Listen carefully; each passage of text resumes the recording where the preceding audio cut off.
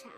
I live at the Plaza Hotel, which is huge and wonderful and très elegant, especially at Christmas time. Hello, welcome to Black Angus Reviews. It's been a while since I've done content. Yes, you may be wondering, Angus, why would you show that cringe Dylan Mulvaney prancing like a 6-year-old child in a hotel? Well, we'll get to that.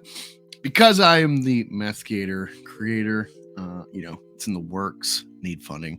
I should probably throw my hat in the ring about anything comic related, just so you get a well-rounded view of how I see comics, being that I'm initially like a movie-based guy and channel comics is because of Comicsgate. And so I think I have a fresher perspective, not stuck on tropes necessarily. But Shazam, I think it's a fine entertainment comedy film. I hate it. I hate the template of Shazam. And I had no interest in seeing this sequel. I think the template of Shazam sucks, but I also think the world Shazam in makes no effing sense. If you look at Iron Man to Iron Man 2, essentially one movie, even though there's like Incredible Hulk right there, essentially you go one movie forward in time and they already have like promotions and marketing for Iron Man toys and merch in the universe, plugging in their own, it is a franchise in our world that has toys, and we can just rope that in to the film. Interesting, clever, and they try to do that with a series that's been built on this like Randian duality crap or whatever, with the Snyderverse of two good people at odds of Batman and Superman, and he's an alien and the potential threat. It's all dour. It's scary. I just watched Man of Steel. He is a character that, there's elements that are good. By the end of the film, he throws a drone at a general's feet and says, like, I'm going to do what I want. And you're going to have to trust me. Like, that's not Superman that like gets a vote of American way confidence. But yeah, so in the world of Shazam, they got these stupid kids. They're like, yay, look, I got my Batman replica Batarang, and these are official bullets off Superman's chest. Like, ooh, and they act like it's like this big fandom of these scary metahumans that, there's probably still conspiracy theorists in the universe that Superman blew up Congress when that was how it was rigged by Luthor. Batman brands people to get murdered in prison, and yet then this new wacky film tries to be like, yeah, we just not to mention the effing kids, all these orphans that should be unadopted because they're so effing annoying. The handicap kid and the freaking Darla kid that, you're day one to the family and she freaks out because you're not hugging her. Gekka's got some issues. It's just creepy as hell. What are they selling? So, yeah, don't like the universe overall. The film doesn't make sense, so they throw it in there. And then, of course, there's the Shazam family of people. They're all kids that go Shazam, and they're all adult super people. It devalues the appeal of the first film, of the first character of Shazam, of Billy Batson. And I don't get the appeal of Billy Batson, but we'll talk a little bit more about that in the association I see with Dylan Mulvaney after we peruse this Deadline article encapsulating the continued failure of the DCEU. It's in shambles, all thanks to Snyder killing it pretty much after Man of Steel. I think Man of Steel is fine 10 years later. But BVS, what's the appeal after that? So when New Line Cinema's Shazam! Fear the Gods hit tracking 4 weeks ago with a low $35 million projection, it was shocking and not shocking to rival distributors. Shocking because in a spring full of franchise tentpoles, many of which are seeing record-opening domestic highs, how can a DC property like Shazam not keep up with the pack? Not shocking in that, well, it's a goofy old Shazam. Pretty much saying how it started out low and it's bombed. It also missed its $85 million global opening projections with $65 million global thus far. Where does it get good? Okay. Warner's didn't really drop the ball in marketing Shazam Fury of the Gods, trotting out the first trailer in the cast at the return to in-person San Diego Comic-Con last July. God, that's a mouthful. In fact, of those who saw Shazam 2, 18% said the in-theater trailer and 16% cited the YouTube trailer as the most influential means of marketing. Some sources sniped to me that the materials for Shazam Fury of the Gods were giddy and that the conceit of everybody is a Shazam deflates him for being the almighty superhero. Yeah, this is a guy that started out selling Superman when he started in DC. So, like, there's something naturally there. And then also, you don't tie him to Black Adam. Rock, you really screwed the pooch. You set this film up for failure. Maybe you did that out of spite. I don't know. Maybe you're purposely trying to wreck Shazam. Seems really odd to not pair those two to kick things off or build them up as like, here's Black Adam, here's Shazam, and then boom, Godzilla Kong. I don't know why you wouldn't do that. That's a natural enemy. So no one cares about Superman. This isn't 1978. This isn't Chris Reed. No one cares about fucking Superman. Why? Why did you dig him up? However, that was always the spirit of this B-tier DC superhero, going back to the first film. Also, you can't fault Warner Distribution here for doing their jobs. They projected Shazam 2, getting it away from Avatar: The Way of Water at Christmas so it could have access to IMAX and other tickets this weekend. Those room tickets repped 36% of the Pix business this weekend. Shazam's inability to fly the box office was largely to do with the fact there's no want to see among core DC fans in regards to the sequel. It's not part of a connective tissue in the DC universe, nor was it ever. And that's a problem that DC bosses James Gunn and Safran are looking to fix.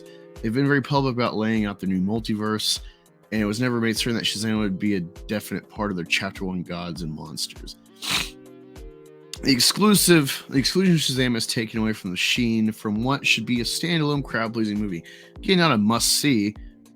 In fact, one of the reasons why Shazam was developed over at New Line was because it was a lighter comedy project and an outlier to the gravitas of Batman, Wonder Woman, Flash, and Aquaman.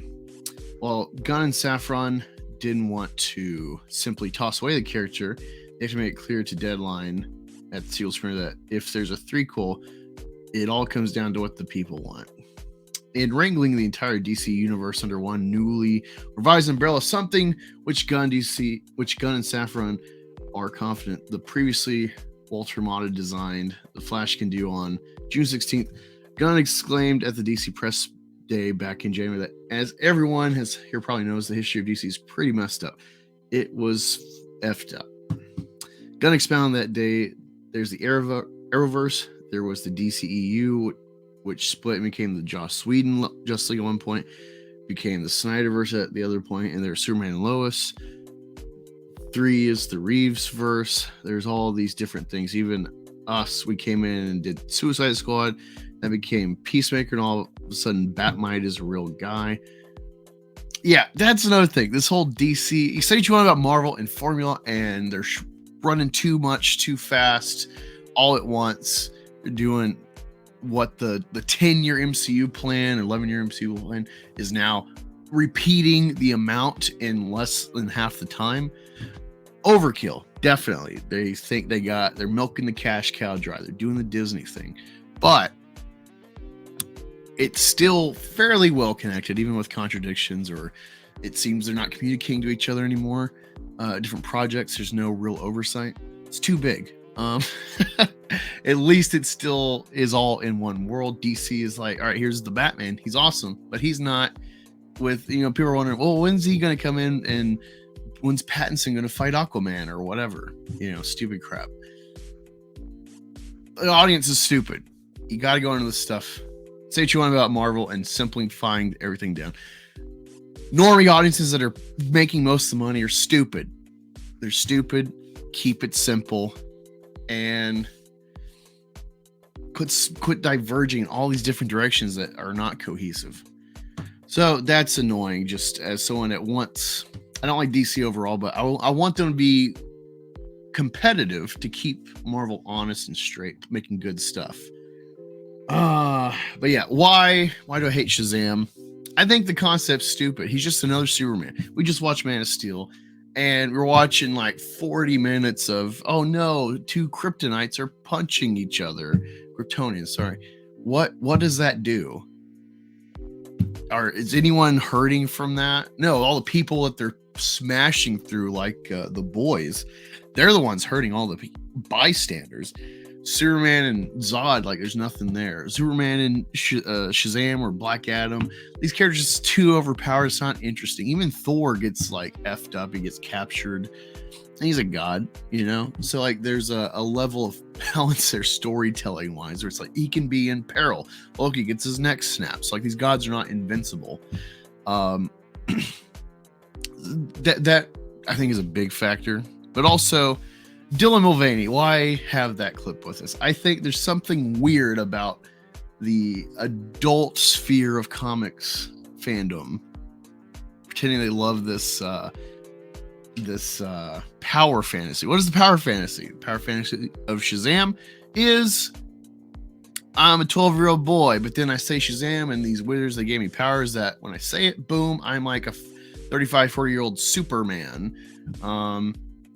And really the only real weakness is if I say Shazam and I'm in a compromised state, you might be able to kill my human version.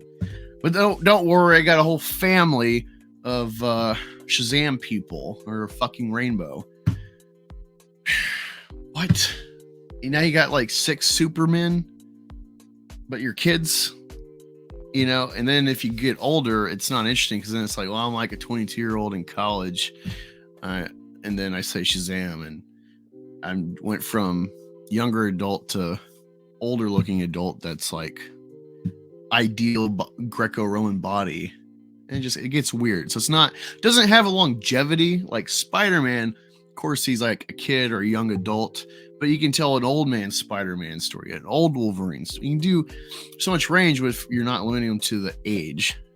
Or if you did like Monster Girl, where in Invincible, she uses her power and it like de-ages her, like Benjamin Buttons her. And so it's like, well, I can't just save the day every day unless eventually I'll turn into a baby. I can't have a relationship because I'm like 29 in an 8-year-old's body, so only weirdos want to date me. That's something interesting. But Shazam, it's just, what is this? Grown men have a power fantasy to want to be a 12-year-old, but then an adult, but you don't age because then it's not interesting. I don't know. It makes sense back in 1940 whatever when they were starting this stuff. Like, a kid, he says it and then pow, he's a Superman. It doesn't age well. It's why it's not permeated into society for years, aside from the lawsuits with Marvel and everything. It's not it doesn't age well. It's not engaging. Superman has worked even though he's OP because there's just something endearing about him. His character. Like, what is Billy Batson? It's an orphan kid. He's an orphan kid, but then he gets like ridiculous powers. It'd be interesting if he was a villain. Him being a good guy is just like, all right, how much can you do this? I don't know. That's my view of, this character. And then you see all this stuff about DC and how in flux they are with 4 verses in film. This was set up to fail. I think the first film was just like flash in the pan success. It was refreshing. And now it's like, you don't know where this is going to go, if it matters. He hasn't even faced his key villain. Yeah, it makes a lot of sense this failed. I'm glad it failed because screw Shazam. If you haven't gathered, screw that character. That's my view. But yeah. Also, I'm not hearing any like woke outrage. I keep my ear to the ground about that. My mileage varies if I believe people that say X is woke. But I haven't heard any of that, and I think this is proof that just because something isn't woke doesn't mean it's good. It's because I can take my family's case; they're not being preached Hollywood propaganda for politically correct narrative. Doesn't mean it's a good movie.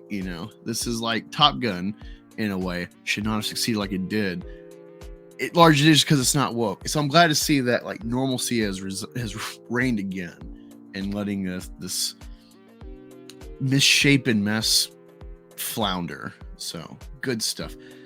Do you like Shazam? Are you triggered about my comparison that this power fantasy dynamic just it's weird on its own? If the main audience of comic purchasers are adult men, that this just looks weird. Spider-Man makes sense. Wolverine makes sense. Hulk, Batman, whatever, Wonder Woman. They make sense because you're not age restricted. You know, you can grow or be as young or old as you want and be like, I want to walk on walls. That'd be super cool to sling webs and fly through the sky. I want to be a 12-year-old that can turn into a man. What? Get out of here. Some Dylan Mulvaney shit. Get out of here. Yeah. What'd you think of Shazam? Did you see it? Did you like it? How triggered are you at my take on Shazam? Have you never really thought about that in the DCU about how stupid his placement and the fandom in the universe is with the bigger context of DCU? Let me know everything you're thinking in the comments below. If you want to support this channel, hit the link. I'm not monetized as of yet. You can kind of tip jar me with that GoFundMe link. So I'd appreciate it. Talk to you later.